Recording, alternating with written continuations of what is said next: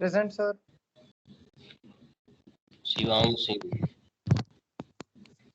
Present, sir.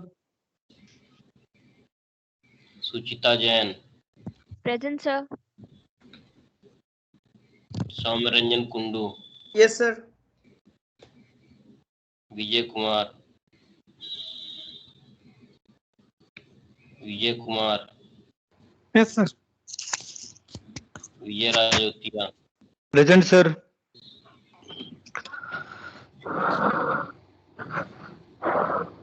Sir, Vijay Rajotia present.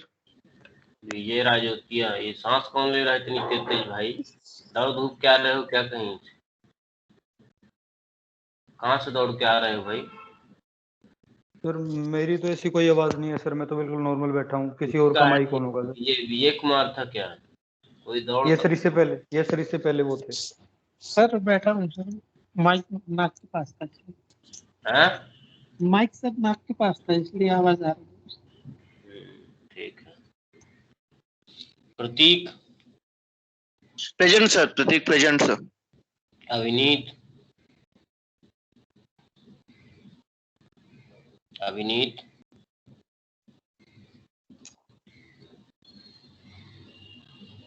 Garima, Present, sir.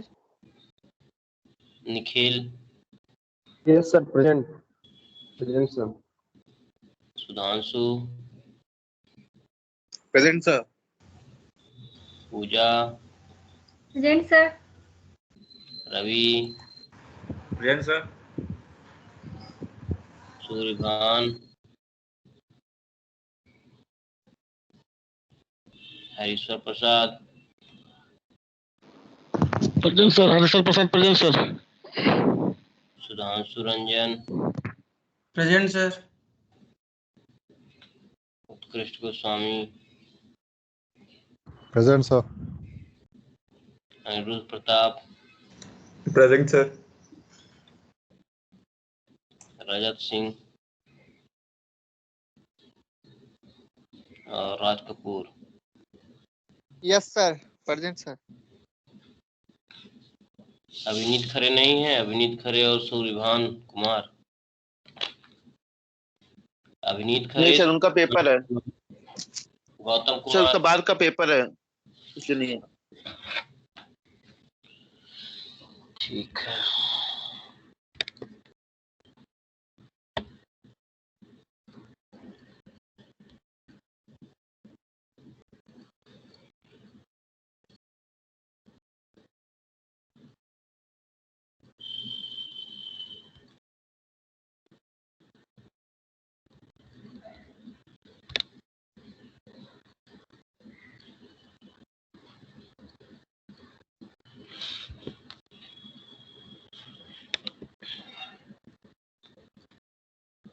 So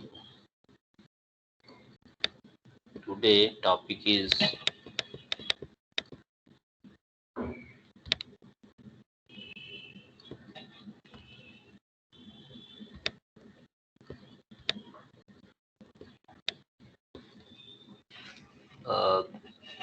MMF and windings design. So here you can see a DC machine. Okay, electromechanical device. This is a rotor and this is stator. There may be a wound rotor or this may be the AC or a DC machine. So basically we are considering that there is two coil and one is in stator and second is in rotor. So one dash is in stator and two dash is in the rotor.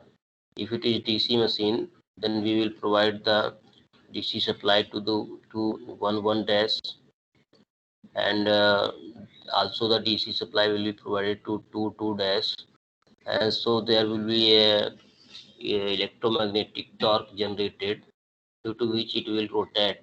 So there is a rotational angle theta r. Okay, clear? So if it is AC machine, then the windings will be energized from 1 dash, and there will be a induced EMF in secondary winding, and when it is started, it will generate the back EMF, generate the flux, and that flux will react with the stator flux, and so the torque will be generated. In another case, if it is synchronous machine,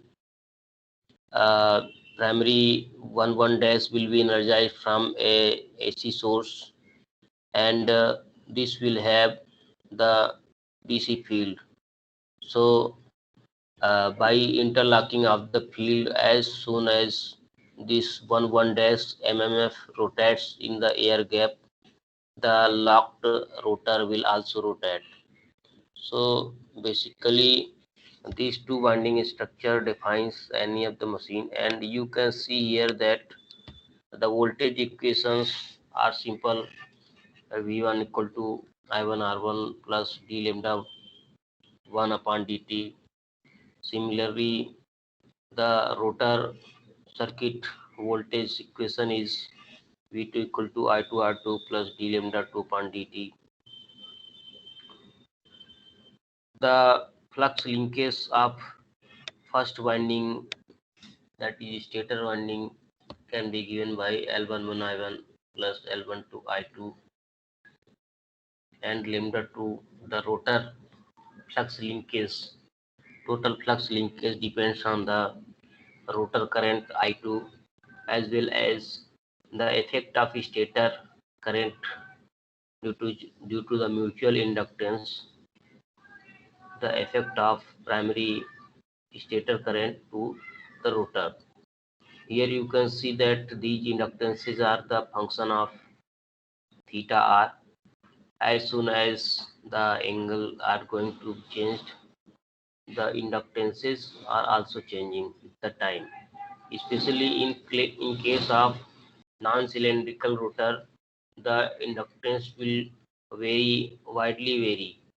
Okay, and also there is some slot harmonics due to the reason that the slot and teeth have also the variable inductances. So depending on the position, the slot position inductance, and teeth position inductance will be something different.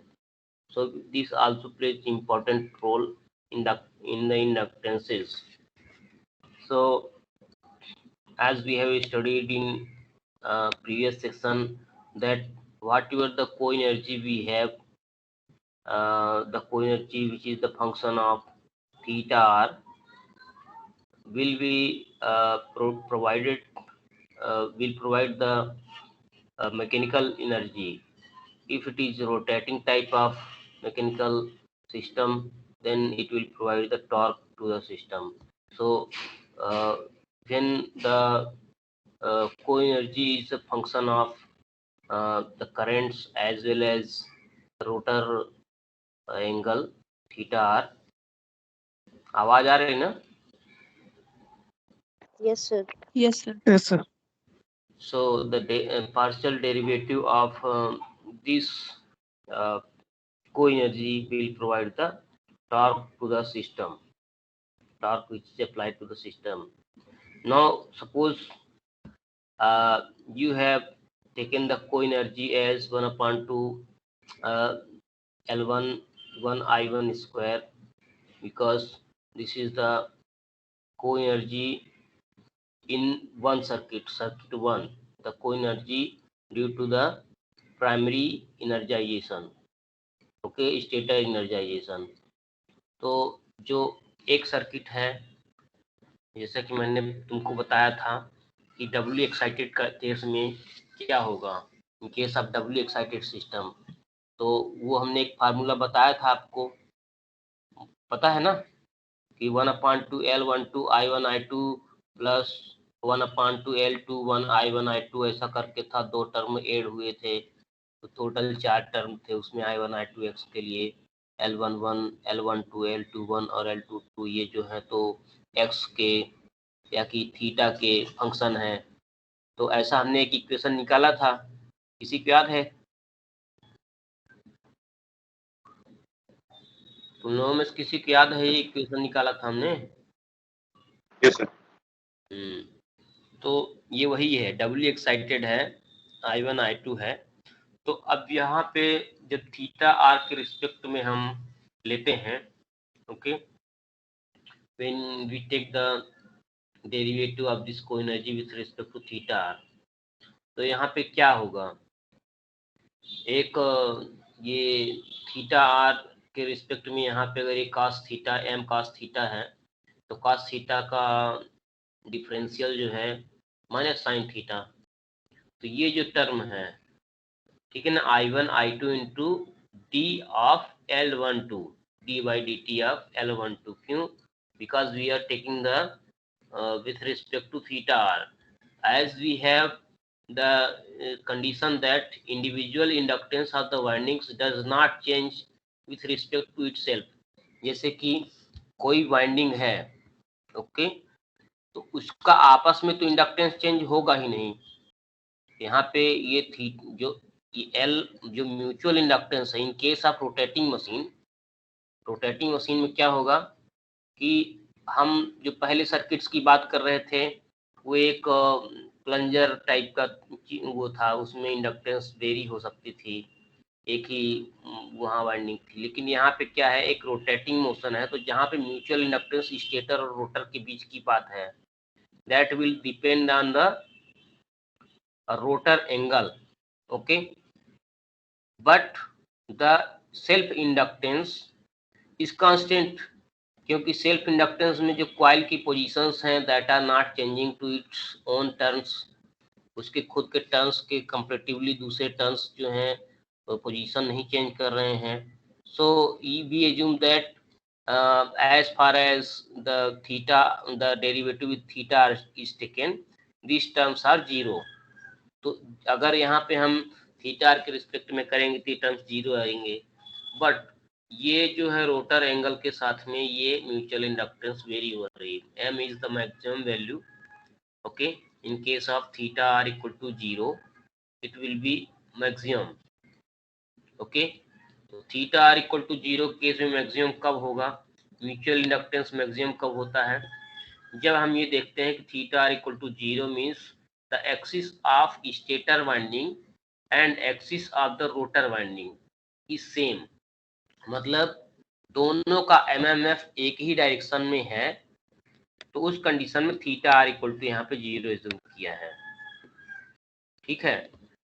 तो m cos theta r minimum inductance कब होगी, जब दोनों coil में एक ही axis हो जाएगी, तो एक दूसरे पर एक इफेक्ट ज्यादा पड़ेगा, maximum effect on each other.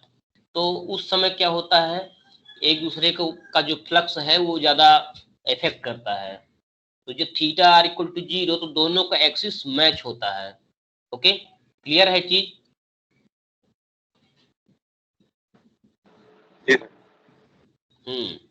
तो म्यूचुअल इंडक्टेंस उसमें क्या हो गई, मैक्सिमम हो गई, तो मैक्सिमम मतलब m हो गई, m cos थीटा आर।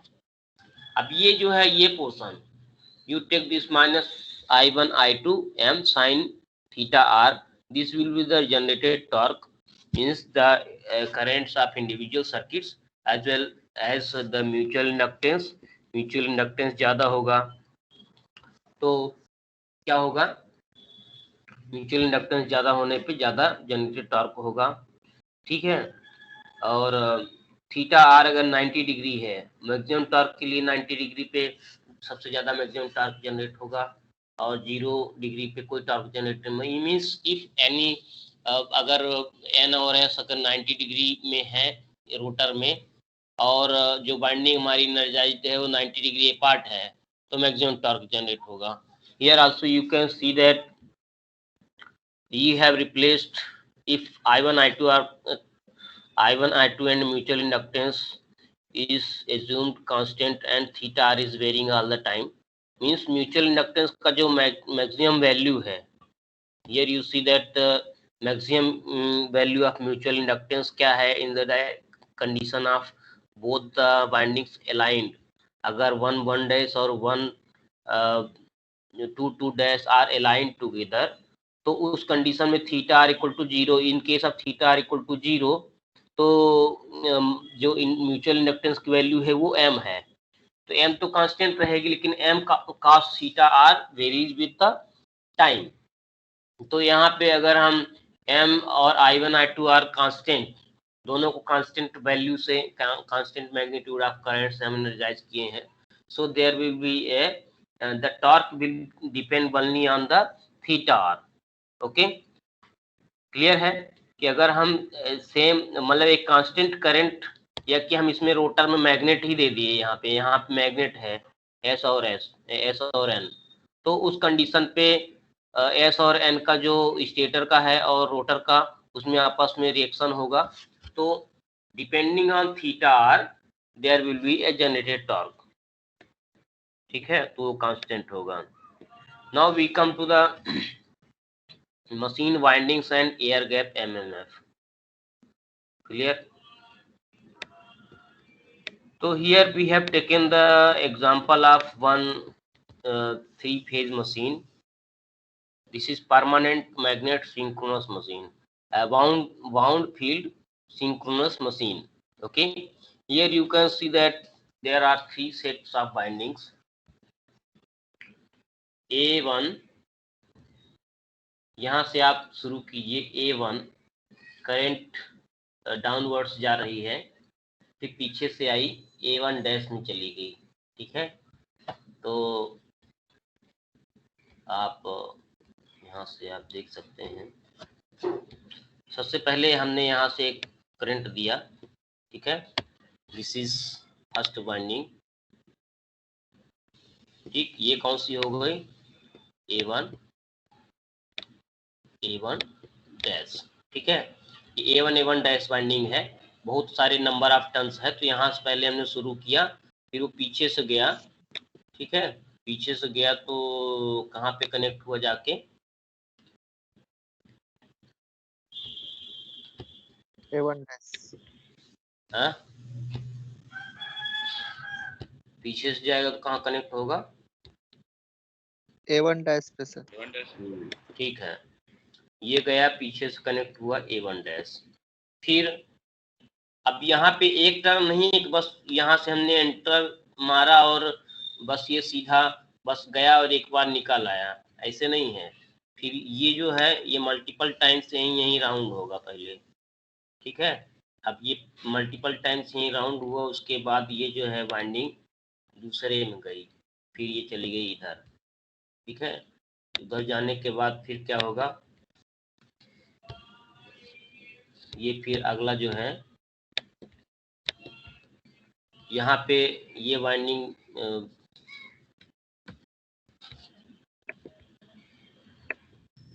ये यहाँ से फिर गया A2 डैश में। ठीक है, फिर यहाँ पे कई बार टर्न्स हुए, ऐसे कई बार टर्न्स लिया। ठीक है,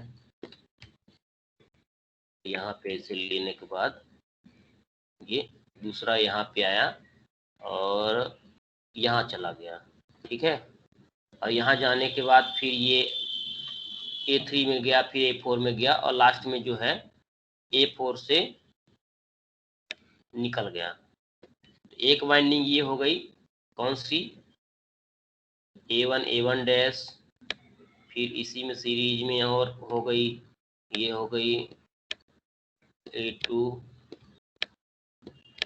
डैश, क्योंकि A1 डैश से निकलने के बाद ये कहाँ चला गया? A2 में। A1 डैश से निकलने के बाद A2 में। ठीक है, थर्ड वाइंडिंग क्या हो गई? ये कौन सी हो गई? A3 and A3 dash. Clear? ये समझ में आ रहा है? फिर चौथी वाइंडिंग हो गई A4 और A4 डैश। तो ये इसका जो फेज है, वो इसका जो एक्सिस डायरेक्शन ऑफ एमएमएफ क्या होता है? That is the reference direction taken for any coil. तो direction of MMF is the same as the direction of flux. Okay, जो फ्लक्स का डायरेक्शन है वही डायरेक्शन ऑफ एमएमएफ होगा। तो direction of the current, flux and MMF is taken in the same direction.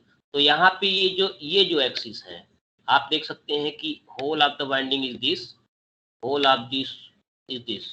तो इधर side के conductors में अपवर्ड्स करंट जा रही है, इधर के साइड के उसमें डाउनवर्ड्स करंट जा रही है। अब आप राइट हैंड थंब रूल लगाइए तो क्या बनता है कि फ्लक्स जो है, फ्लक्स की डायरेक्शन आपकी इधर को बनेगी, बनेगी कि नहीं? क्यों? यस। तो जो इसका जो एक्सिस है that will be the horizontal axis. Clear?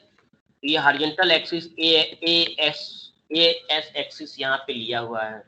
Similarly after this you have 120 degree displaced axis B. Suppose you have the 120 degree displacement and ABC is your sequence and sequence is anti-clockwise. Okay, तो anti-clockwise sequence लेने पे क्या होती है कि यहाँ पे BS axis आएगा, लेकिन यहाँ पे जूम किया है ये ए और बी सी इधर का सीक्वेंस। मींस अब जब भी हम एसी सप्लाई देते हैं तो द फील्ड इज रोटेटिंग, पहले यहाँ पे आएगा, फिर यहाँ पे आएगा, फिर यहाँ पे आएगा। मतलब फील्ड का जो रोटेशन है वो इस डायरेक्शन में है। ओके, फील्ड का रोटेशन इधर है तो जो लॉकिंग होगी रोटर की, रोटर लॉक होके रोटर भी किस डायरेक्शन में घूमेगा? इधर को घूमेगा। ठीक है ना, because this is the synchronous motor. Synchronous motor में लॉकिंग हो जाता है स्टेटर का रोटर के साथ में, और इंडक्शन मोटर में क्या होता है कि प्राइमरी के इफेक्ट के कारण सेकेंडरी में इंड्यूस्ड ईएमएफ होता है, फिर शॉर्ट होता है, शॉर्ट रिंग से, एंड रिंग से या कि रोटर रेजिस्टेंस से। उसके बाद बैक ईएमएफ जनरेट होता है, वो मतलब शॉर्ट होने के कारण उसमें फ्लक्स जनरेट होता है, और एक स्लिप के साथ में वो रोटर ट्रैक करता है स्टेटर फ्लक्स को। ठीक है, this is the in case of induction motor. लेकिन सिंक्रोनस मोटर में क्या है, यहाँ पे परमानेंट मैग्नेट है, जैसे जैसे फील्ड रोटेट होगा उसी को वो लॉक करके और चलता रहता है। और एक बहुत ज्यादा जब लोड हो जाता है तो लॉकिंग फेल हो जाती है, जिसको सिंक्रोनिज्म फेलर बोलते हैं। ओके, तो ये हमारी ओवरऑल वाइंडिंग क्या बनी, इतना तो क्लियर है आपको। अब आप यहाँ पे देखिए कि you have 3 types of thetas, theta s, इसको फाई एस भी बोल सकते हो, phi s. This is the angle of the stator flux. अब ये भी टाइम के साथ में चेंज हो रहा है, क्योंकि हम सप्लाई दिए हुए हैं, तो 3 फेज सप्लाई है, तो टाइम के साथ में ये ऐसे बदल रहा है। ये फेज ए की सप्लाई हो गई, फिर ये फेज बी की सप्लाई हो गई। किसी टाइम पे फेज ए में ज्यादा है, किसी टाइम में फेज बी में सप्लाई ज्यादा है। Means you can see that कि एन अगर पहले यहाँ पे है, फिर एन यहाँ पे है, फिर ये यहाँ पे है, तो n is traversing whole of the periphery. तो सिंक्रोनस स्पीड से वो मूव कर रहा है। तो phi s is the angle of, this is omega t, इसको ओमेगा एस भी बोल सकते हो, सिंक्रोनस स्पीड। ठीक है, तो synchronous angular frequency omega s, और ये फाई एस या थीटा एस वो है सिंक्रोनस फील्ड का एंगुलर पोजीशन। ठीक है, अब क्या होता है कि सिंक्रोनस फील्ड आगे घूम रहा है, और सपोज कि थीटा आर उसको लॉक करके चल रहा है, तो this is the angle of rotor. अब रोटर मान लो थोड़ा सा पीछे चल रहा है, और फाई एस अगर स्लिप 0 है, मतलब कोई स्लिप नहीं है, तो क्या होगा, फाई एस, ठीक है, phi s equal to phi r या थीटा आर। ठीक है, theta s equal to theta r, मतलब जो भी पोजीशन फील्ड की होगी उसके साथ में बिल्कुल थीटा आर भी वही पोजीशन ले लेगा। लेकिन लोड बढ़ने से या कि इंडक्शन मोटर हो तो उसमें स्लिप बढ़ने से the theta r will not be exactly similar to the stator field angle. तो उसमें क्या होगा, there will be a differential field, तो रोटर का फील्ड भी बनेगा। फिर इसमें अगर slip is not equal to 0 तो उसमें रोटर फील्ड का एक अलग एंगल होगा, मतलब that will be rotor field angle. Rotor field angle क्या होगा, that will be equal to phi s minus phi r. मतलब जब रोटर नहीं घूम पा रहा है तो उसमें एक ईएमएफ जनरेट होगा। ईएमएफ का जो एक एमएमएफ जनरेट होगा, that will change the position in the same manner as the stationary flux. ये जो स्टेटर का फ्लक्स है उसके जैसे ही वो इसमें रोटर के अंदर मूव करेगा ऐसे, ठीक है। अगर लॉकिंग प्रॉपर नहीं है और वो स्लिप है उसमें, तो उस कंडीशन पे रोटर फील्ड का एक एंगल होगा।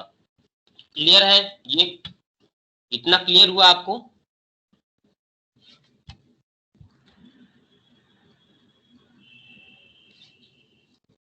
हेलो? Yes, sir. तो आप यहाँ देख सकते हैं कि there are 3 windings. Suppose this is the AS axis, ठीक है, एएस। सर हाँ सर एक्चुअली सिंक्रोनस मोटर में सर फील्ड एमएमएफ और स्टेटर का जो एमएमएफ है सर, उसमें एंगल हमेशा 0 हमेशा सेम होता है सर सिंक्रोनस मोटर में सर। एंगल कुछ हो सकता है लेकिन स्लिप नहीं होगी, ऐसा स्लिप तो होता है नहीं ना। होगी सर, बट वो एंगल हमेशा सेम होगा सर दोनों का। लॉक रहेगा तो सेम रहेगा, वो सेम स्पीड से रोटेट करेगा ना, क्योंकि इंड्यूस्ड ईएमएफ नहीं रहेगा। जब देखो क्या होता है कि एक डैम्पर वाइंडिंग होती है, कभी कभी सिंक्रोनस मशीन में एक डैम्पर वाइंडिंग होती है। जब मोटर सेल्फ स्टार्टिंग नहीं होती उस कंडीशन में यहाँ पे स्टैंड स्टिल कंडीशन में इस डैम्पर वाइंडिंग में स्लिप 1 हो जाती है, तो उसके कारण इसमें फुल ईएमएफ जनरेट होता है अकॉर्डिंग टू द फील्ड। यहाँ पे रोटेट करेगा तो इंडक्शन मोटर जैसे एक्शन हो जाता है इसमें। तो उसमें स्लिप 1 होने के कारण इसमें एक सेकेंड ईएमएफ जनरेट होता है, फ्लक्स जनरेट करने के कारण फिर वो मूव करना शुरू करता है। तो in case of synchronous motor without damper winding you have theta are equal to theta S, ठीक है सर। बट जो हम फेजर ड्रॉ करते हैं सर सिंक्रोनस मोटर का सर, उसमें एक डेल्टा एंगल होता है सर, वो फील्ड एमएमएफ और स्टेटर के एमएमएफ के बीच में सर। तो वहां पे लॉकिंग होती है तो भी उनके बीच में कुछ ना कुछ एंगल होता है सर, वो सेम नहीं होते। तो सर वो अलग फिनोमेना है।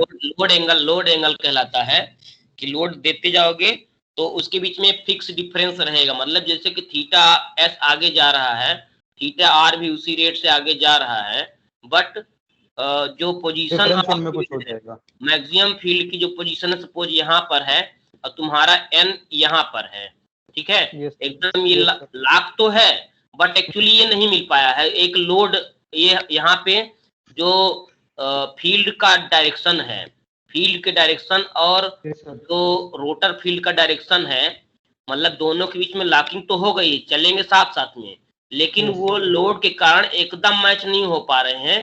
There is some load angle, ठीक है। जी सर, मैं वही पूछना चाह रहा था कि जब लोड डाल देते हैं तो कुछ ना कुछ डिफरेंस आ जाता है एंगल में, लेकिन लोड एंगल भी लॉकिंग रहती है सर। हाँ, लॉकिंग तो रहेगी, वो साथ में ही चलेगा, ठीक है ना। तो जो जैसे पोजीशन वेरी होगा, फाई एस का स्टेटर ऐसे मूव कर रहा है तो रोटर भी उसी स्पीड से मूव करेगा, ठीक है। N S equal to N R, N S equal to N R, yes sir, N R. लेकिन जो है जब भी लोड हम बढ़ाते जाएंगे, लोड एंगल बढ़ता जाएगा। एक सर्टेन एंगल पे क्या होगा, एक सर्टेन लोड पे जब बहुत ज्यादा लोड बढ़ जाएगा, दैट इज ये जो लॉकिंग है इसकी फेल हो जाएगी, ठीक है। लॉकिंग फेल हो जाने से सिंक्रोनिज्म फेल हो जाता है। तो ये समझ में आ गया तुम लोगों को। यहाँ पे आप देख लीजिए कि फिर after 120 degree of clockwise direction as according to this circular diagram. इसके अकॉर्डिंग जो एंटी क्लॉकवाइज डायरेक्शन में फील्ड बी है 120 डिग्री और फील्ड ये है सी और 120 डिग्री जाके, ठीक है ना। ये बी एस हो गया और सी एस हो गया, ठीक है। अब फील्ड का जो है, field has the angle of theta R with respect to the axis of A S. तो यहाँ पे अगर एक्सिस ऑफ ए एस ये है तो फील्ड का डायरेक्शन एक ये ले लिया है। यहाँ पे देखो फील्ड का जो एमएमएफ है, फील्ड के एमएमएफ कितना, क्या एक्सिस है इसकी, अगर इसमें राइट हैंड रूल लगाओ तो ये direction of field is this, okay. मतलब एमएमएफ फील्ड एमएमएफ की डायरेक्शन ये है, मतलब कि जो एक्सिस ऑफ ए एस उससे कितना degree, some suppose that 75 degree ऐसा दिखा रहा है। तो यहाँ पे जब हमें नीचे इसमें लेते हैं तो इससे 75 डिग्री लगभग यहाँ पे जा रहा है ऐसे, ठीक है। तो एक तरह से इसका जो एमएमएफ का डायरेक्शन है वो क्या हो गया, एफ डी, ठीक है। Direction of field, direct axis of field. तो डायरेक्ट एक्सिस का मतलब क्या हुआ, the direction of the flux in the fix field, और क्रॉस ये मतलब क्वाड्रेचर एक्सिस वो हो गई जो 90 डिग्री में हुई उसके। तो ये उसके जो ये डायरेक्शन है ये कौन सी हो गई, क्वाड्रेचर एक्सिस, ठीक है। 90 degree lagging to the direction of direct axis. यहाँ तक क्लियर है चीजें।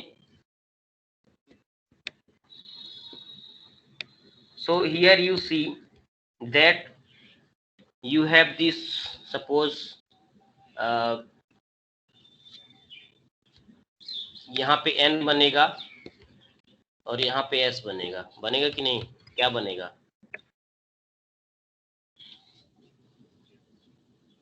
ऐसे ही बनेगा ना। यहाँ पे n बनेगा, यहाँ पे s बनेगा, क्योंकि ये वाइंडिंग है।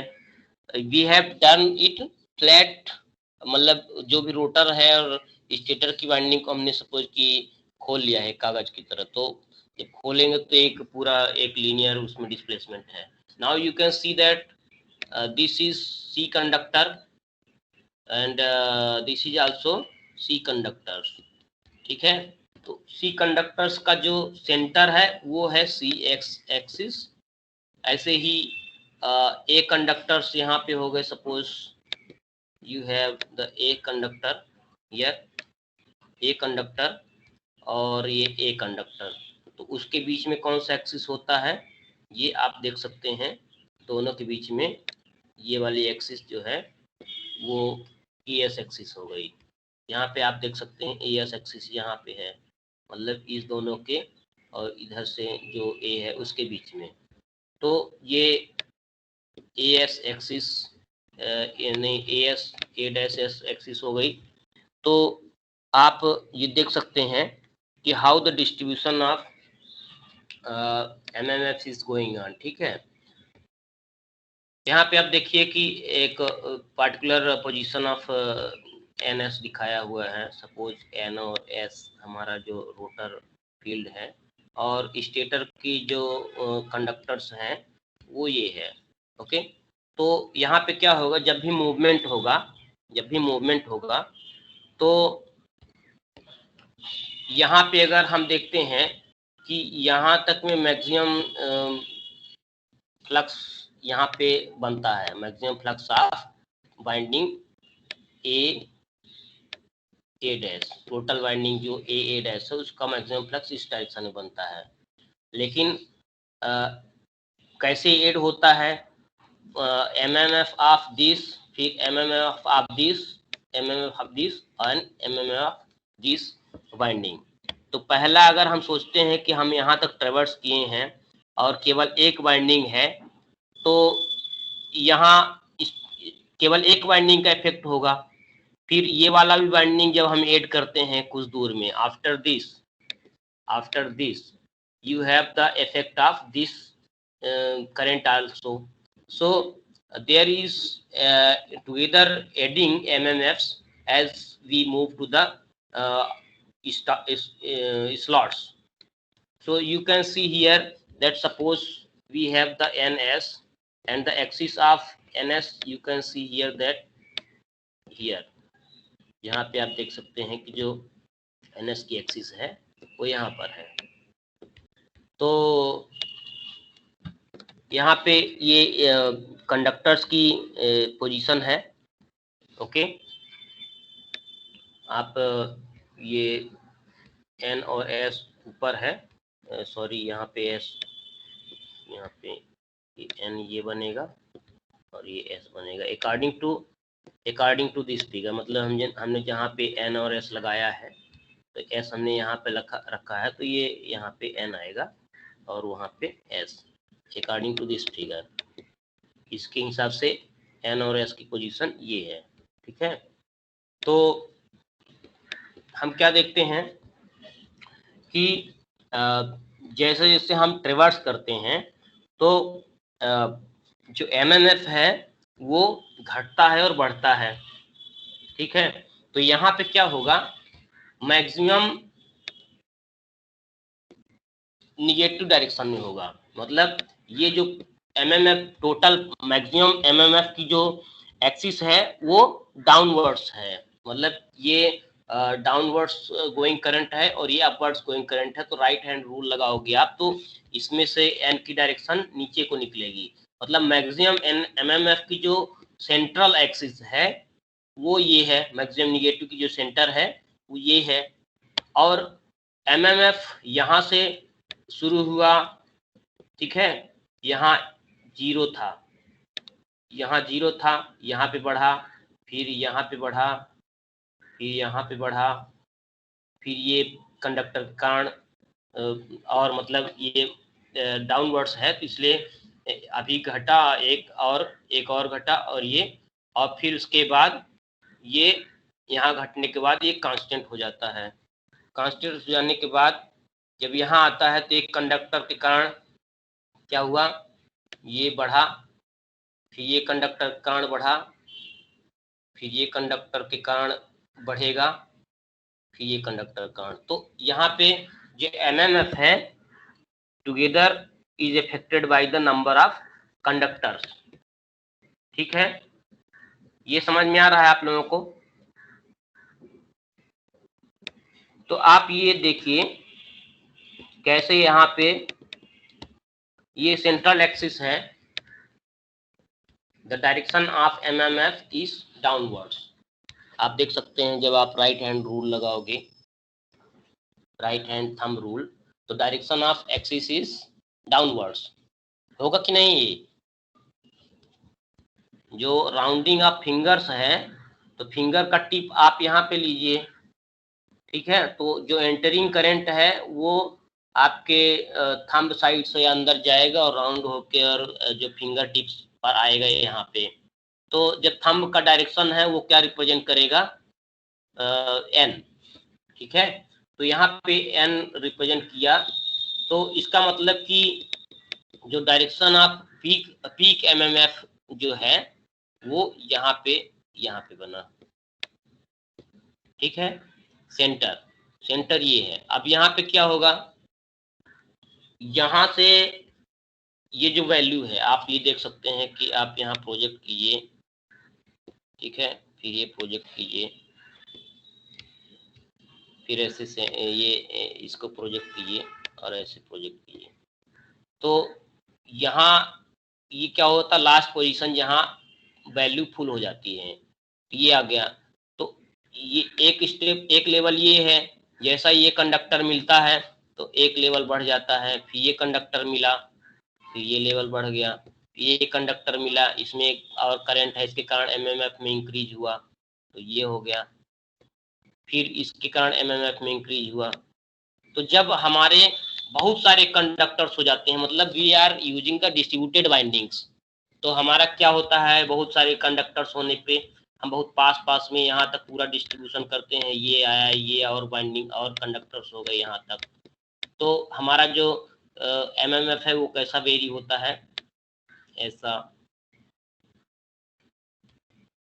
इस टाइप का जो एमएमएफ है वो हमारा यहाँ पे ऐसे ऐसे ऐसे ऐसे एक एक स्टेप में छोटे छोटे स्टेप्स होंगे, ठीक है। तो ये हम एक तरह से जब साइनोसोडल बाइंडिंग्स, साइनोसोडली डिस्ट्रीब्यूटेड बाइंडिंग्स बनाते हैं तो उस पे जो हम बाइंडिंग्स का डिस्ट्रीब्यूशन करते हैं वो साइनोसोडल करते हैं, ओके। तो ये पूरा सेंटर से हम अगर साइनोसोडली डिस्ट्रीब्यूटेड बाइंडिंग करना चाहते हैं तो हमको इस बाइंडिंग के, जैसे सपोज कि इसमें अब हमें इस नंबर ऑफ टर्न्स कितने कंडक्टर्स हैं उसमें, वो हमको अब इसमें यहाँ तो ज़्यादा फास्ट बढ़ रहा है, यहाँ पे कम ही रखना है, तो इसमें हम नंबर ऑफ टर्न्स कम देंगे, फिर इस स्लॉट में देंगे, इसमें ज़्यादा दे देंगे। तो the distribution of bindings is done sinusoidal for the purpose of sinusoidal MMF distribution. तो यहाँ पे देखिए कि सबसे पहले कितना था, यहाँ पे पोजीशन यहाँ पे 0 था, 0 से इस कंडक्टर के कारण ये एक आया तो यहाँ घट गया इस कंडक्टर के कारण, ठीक है। फिर इस कंडक्टर के कारण और घट गया, इस कंडक्टर के कारण और घट गया, फिर उसके बाद यहाँ पे 0 हो गया, ये -4 ni हो गया। मीन्स अगर एक जो करंट है फील्ड ए में, वाइंडिंग ए में जो करंट है, अगर IAS है, करंट तो सभी में जाएगी, एक पूरा सीरीज में कनेक्टेड है, A1 A2 A3 ये सब। तो नंबर ऑफ कंडक्टर्स जो हैं उसमें एक स्लॉट में नंबर ऑफ कंडक्टर्स कितने हैं, NCIC। नंबर ऑफ कंडक्टर्स का मतलब क्या हो गया, नंबर ऑफ टर्न्स, जितना एक वाइंडिंग में नंबर ऑफ टर्न्स होगा तो एक स्लॉट में नंबर ऑफ कंडक्टर्स हो जाएंगे उतने। तो सपोज कि एक टर्न में 1 into I होता है MMF, ठीक है। तो n टर्न में कितना होता है, n into I, ये हमने पहले बताया था तुम लोगों को, ठीक है। तो टोटल जो MMF है वो कितना बनेगा, अगर यहाँ पे 0 है तो अगर n टर्न्स इसमें इस A4 डैश में n टर्न्स हैं तो इस स्लॉट में n कंडक्टर होंगे, और करंट कितनी बढ़ रही है, एक कंडक्टर में करंट कितनी जा रही है, I, ओके। तो टोटल MMF यहाँ से यहाँ तक आने में इस वाइंडिंग के कारण कितना रिड्यूस हो जाएगा, माइनस में जाएगा, -NC। अब जो भी MMF अभी है उसमें एक और MMF कम हो गया, NCIAS और कम हो गया, तो वो -2 NCIAS हो गया। अब यहाँ पे और आगे हम गए, इस बाइंडिंग के कारण MMF और उसमें निगेटिव हो गया, एक NCIAS और मतलब निगेटिव हो गया। तो यहाँ से ऐसे करके -4 NCIAS तक आया। अब ये कांस्टेंट है क्योंकि यहाँ पे कोई कंडक्टर का डिस्ट्रीब्यूशन नहीं है, कंडक्टर का डिस्ट्रीब्यूशन होता तो ऐसे ही घटता जाता है, यहाँ पे ऐसे आता जाता, फिर ऐसे, ठीक है। तो ऐसे होता जाता, लेकिन यहाँ पे डिस्ट्रीब्यूशन अब खत्म हो गया वाइंडिंग का। अब यहाँ पे फेज B और C के कुछ वाइंडिंग के स्लॉट्स हैं, तो उसको अब फेज A के लिए रिजर्व नहीं किया जा सकता। So you can see that number of conductor equal to number of steps in the MMF wave form, ठीक है, ठीक है। नंबर ऑफ स्लॉट्स जो हैं, जितनी नंबर ऑफ स्लॉट्स होंगी that is equal to the number of steps in MMF wave form. Clear है, इसको अपना पढ़ लेना। और अब जैसे कि यहाँ पे आप देखिए कि अगर हम अब पूरे इसकी बात करते हैं तो शुरू से अब यहाँ पे हमारा कंडक्टर जो भी है यहाँ तक इंक्रीज हो गया, और उसके बाद यहाँ से कंडक्टर मिलना स्टार्ट हुआ, ठीक है। तो A4 हो गया, ओके, और यहाँ पे A3 हो गया, यहाँ पे A3 मिला, यहाँ पे A2 मिला, यहाँ पे A1 मिला, फिर यहाँ पे A1 डैश, यहाँ पे A2 dash,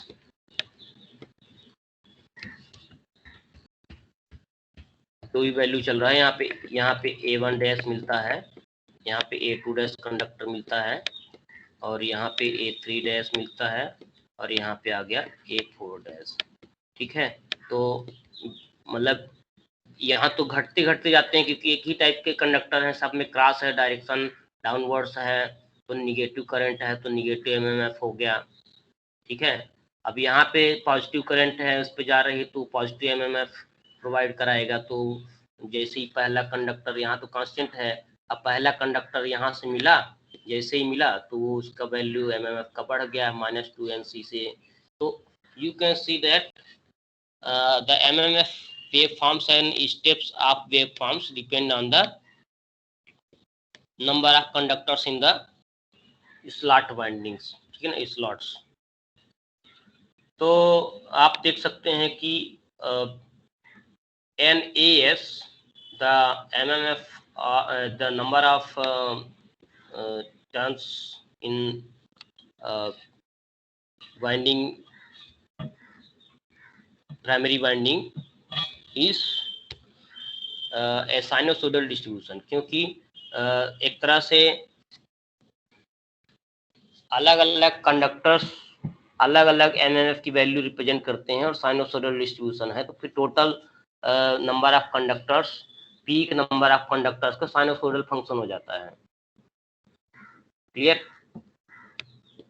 maximum number of turns in primary, तो अगर ये पीक है, यहाँ पे पीक नंबर ऑफ टर्न्स जो पूरी वाइंडिंग का मिला के पीक नंबर ऑफ टर्न्स ये आ रहा है, तो वो क्या होता है, साइनोसोइडल डिस्ट्रीब्यूशन अगर वाइंडिंग का है तो ऐसे हम एमएमएफ ये बढ़ा, फिर ये बढ़ा एमएमएफ, तो बहुत सारे छोटे छोटे स्टेप्स में छोटा एक कंडक्टर दूसरा कंडक्टर ऐसे करते करते ऐड होते होते जो वाइंडिंग का एमएमएफ है। तो अगर ये देखा जाए तो एक तरह से NAS एक तरह से साइनोसोइडल डिस्ट्रीब्यूशन हो जाता है ऑफ पीक नंबर। तो यहाँ पे अगर वैल्यू है ले तो क्या होगा, साइन 0 = 0 बहुत छोटा है, थोड़ा सा इसकी वैल्यू होगी नंबर ऑफ टर्न्स या नंबर ऑफ कंडक्टर्स इस स्लॉट में थोड़े हैं, फिर और बढ़ा आगे गए तो टोटल नंबर ऑफ टर्न्स ये अब सेंटर में टोटल रिजल्टेंट हो गया। क्लियर? तो एक तरह से नंबर ऑफ टर्न्स भी साइनोसोइडल डिस्ट्रीब्यूशन हो जाता है।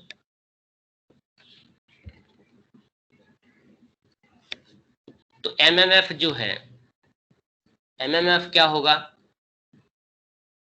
एमएमएफ इस जो स्टेटर का जो एमएमएफ है वो क्या होगा, NSIAS/2, मतलब N और S दोनों ही प्रोवाइड कराते हैं। Half MMF is provided by the N और half MMF is provided by S, मतलब क्योंकि N से S का अट्रैक्शन और नीचे साइड S से N का अट्रैक्शन दोनों एमएमएफ में ऐड कर रहा है। तो अगर हम सिमेट्रिकली लेते हैं 0 एक्सिस के, सपोज ये यहाँ से अगर हम सेंटर एक्सिस एक साइड ना लेके यहाँ पे ये एक्सिस हम यहाँ से जूम करते हैं, तो क्या होगा, वो पॉजिटिव और निगेटिव हाफ हाफ होगा। तो एक तरह से जो मैक्सिमम एमएमएफ नीचे जा रहा है -4 NCIAS, ठीक है, तो उसका हाफ एमएमएफ पॉजिटिव साइड होगा और हाफ एमएमएफ निगेटिव साइड होगा। यहाँ से आप कर सकते हो तो NSIAS हो जाएगा। ठीक है, ये पूरा जो वैल्यू है ये कितना हुआ, NSIAS cos फाई NS क्या है, NS = maximum number of turns, मान लो N है पूरा, इस यहाँ से लेके यहाँ तक की 180 डिग्री में जो वाइंडिंग मिलती है इसको, तो उसमें मैक्सिमम नंबर ऑफ टर्न्स कितना होता है, अगर N है तो ये हो गया साइन ऑफ थीटा। ओके, तो अगर यहाँ पे लेंगे तो 0 हो जाता है और यहाँ पे होगा तो मैक्सिमम नंबर ऑफ टर्न्स हो जाता है।